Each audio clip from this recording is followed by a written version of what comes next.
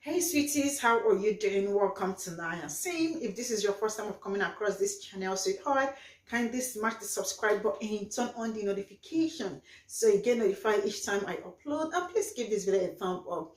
I appreciate you all, and I want to say a very big thank you to every one of you for always coming back to watch my videos. You all are the very best. So today we'll be checking out Elaine massacre. Elaine massacre actually occurred on September 30th and lasted to October 2nd, 1919. And this happened in Arkansas. Yeah, with that being said, let's get into this video and unfold the atrocities, the evils, the inhumane activities they did to Black community in 1919. Let's get into it. Stay glued to your screen. Do not click away because there are so many things to learn from this. Then driven out of the city limits by an angry mob of, I'm sorry, white people? How is it that this was not taught to me? Because I tell you... Race riots broke out in dozens of cities across the country. But in the rural South, something even more menacing was taking form. There, slavery existed in all but name. In a system called sharecropping, farmers provided landowners with labor for a share of crops produced. Sharecroppers were often kept in perpetual debt. One black sharecropper raised $500 worth of cotton, and his landlord told him, yeah, but you used $697 worth of supplies, so you owe me money. For roughly 50 years, the system went unchecked. In the fall of 1918, a black man from Arkansas had had enough. Robert Hill had decided to form a union to represent sharecroppers. It was a dangerous decision, and one that would set off a chain of events involving mass murder, torture. In his message, Hill was pretty simple and direct. Why is it that we cannot have fair... Anyways, let's get into the stitches and see what they have to say, and then we will come back to talk about it. All right? So, yeah, here we go.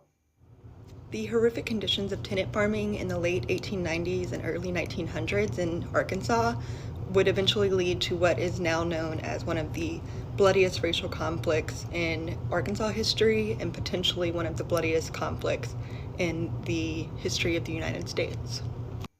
On September 29, 1919, representatives from the Progressive Farmers and Household Union met with about 100 African-American farmers in a church right outside of Elaine, Arkansas, to discuss fair settlements for sharecroppers. During that event, a group of local white men entered the church where the meeting was being held and subsequently fired shots. Shots were also returned, and in the chaos, one white man was killed.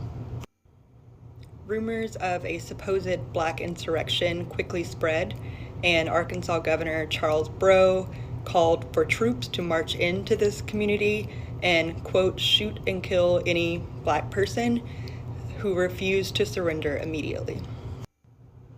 The events of this massacre and the loss of life, particularly black life, are not very well documented.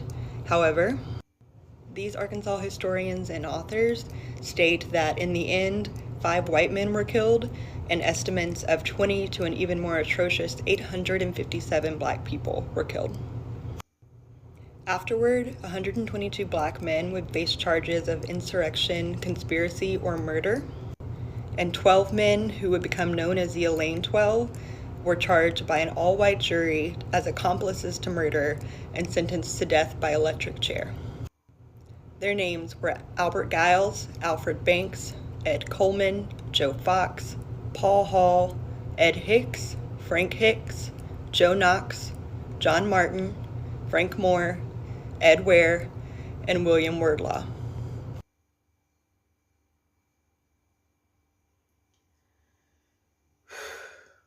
Man. Oh my goodness. I didn't know. I mean, it looks like I will be auctioning my ears because there is nothing that I have not heard. I have heard it all. Okay, who gave the order? The governor, right? Actually, he sent troops to black community to slaughter, this is not like to kill anyone that. Now I say, oh my goodness. Anyways, let's get into the video, and then we'll definitely come back to talk about it. So here we go. Hey lovelies, welcome to the room. Doing a little something here I'd like to think of as opening the classroom door to the world. Sharing ideas, especially historical nuggets we don't get to learn much about in school. I'm also going to share some juicy stuff about writing, argument, and logic tricks that only certain students get to learn in school, mostly because America is segregated. So, day one, guess what I learned the other day? Tulsa and Black Wall Street, we know, right? But did you hear about Elaine, Arkansas? Race massacres and lynchings escalated in the Red Summer of 1919. In Elaine, Arkansas, September 30th, one such skirmish popped off at a church called Hoop Spur.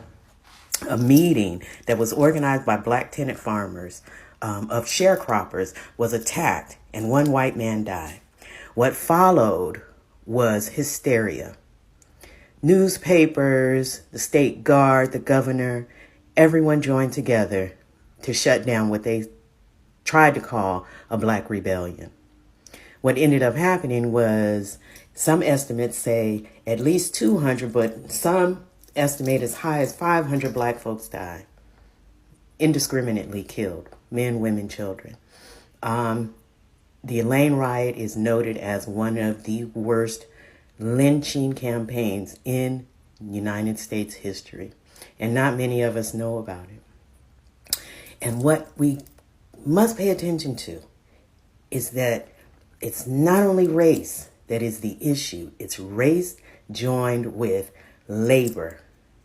And labor has to do with our economic power, right? So anyway, what ended up happening, and we'll learn more about this, is that in the end, no white people were brought to justice. Black men were condemned and sentenced to death. What ended up happening was the NAACP, Ida B. Wells, and a particular attorney from Little Rock came in to save these men from the electric chair. More to come. Peace out. Elaine, Arkansas, in Phillips County. There, the sharecroppers got tired of being ripped off by the landowners, and they organized. They went and hired them a white lawyer, and then had a meeting at a church on September 30th, 1919. Well, the white folks found out that meeting, came down and shot the church up. Well, the sharecroppers had rifles themselves. They returned fire and killing one white man. Then the white folk put it out that black folk were organized and now getting ready to start killing white folk. So the governor asked the army at Fort Pike to send 500 soldiers over there to stop that from happening. And he did. Well, and they had orders to shoot to kill any black person that failed to surrender.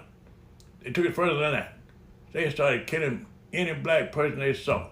Man, woman, or child, young or old, it didn't matter. They shot them down like dogs. And when it was all over 200 black folk lay dead.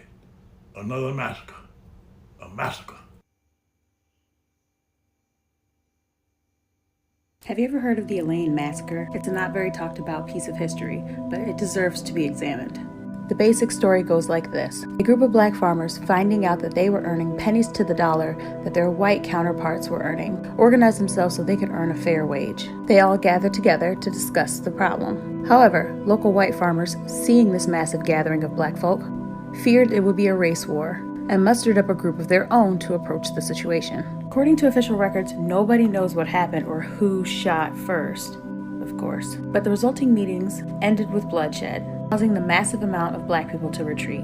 What ensued over the next 4 days was nothing but pure violence. Massive groups of armed white men descended upon the town of Elaine, literally slaughtering any black people in their path, mostly unarmed people, men, women, and children, whether they were just in their homes or hiding in the woods or even heading to work. The death toll reached over 800 people. That happened 101 years ago today. Let's talk about the Red Summer of 1919. This was a period from the winters of the fall of 1919 where mass white supremacist terrorism caused massive race riots in over 35 U.S. cities. And besides the easy answer of racism, there were multiple reasons for this. Despite racism and anti-blackness being at an all-time high, almost 400,000 black men enlisted in the United States Army for World War I. Immigration to Europe was cut off and the factories in the North still needed to be run, so we saw almost 1 million black people migrate from Jim Crow South to the North and take a lot of the vacant jobs. When the war was finally over, white people were on edge because they saw black people in uniform and thought that they felt entitled and felt that black people were taking their jobs, which wasn't the case. One of the more well-known race riots was the Elaine massacre, where over 200 black people were left killed because they were just campaigning for better wages for sharecropping. The Red Summer of 1919 kept on an ongoing trend of black people fighting for this country and being treated like shit when they came back. The Revolutionary War, the Civil War, World War I, World War II, Vietnam, the list goes on. Over 30 race riots which left hundreds of black people dead, including veterans. And a lot of the times the black veterans were hung and lynched in their uniform. But black people didn't just lay down. A lot of these veterans came back from the war with experience in fighting, combat, and weapons training and helped defend themselves and their cities from white supremacy and terrorism. So whenever I hear somebody say, well, they fought for and died for the flag, I don't really care. Let's talk about this, right? When did it become a crime to, to ask for a fair wage? Like, when did it become a crime? Because I see no crime there. People, they gather to talk about their wages and all that, and then not only did they fight them, they also persecuted some people. I mean, I am sorry, I heard people saying 200 people died. I am sorry, it was not 200 people that died. It's over 800 plus. And that 800 plus is media count. And you already know 800 is more than 800. All right? That was how innocent people were killed. Why? Because they were asking for equal, something better. You are working, right? It is your right to ask for a better pay. I do not see any crime or anything bad in doing that. And still to this very moment, in some places, yeah, you are not allowed to talk because you are black. But they are also supposed to talk that, this is not, okay, yeah, they are the standard. I mean, this is so unfair. This is so horrible. This is so terrible. This is so bad. That even the governor sent out troops to go and kill.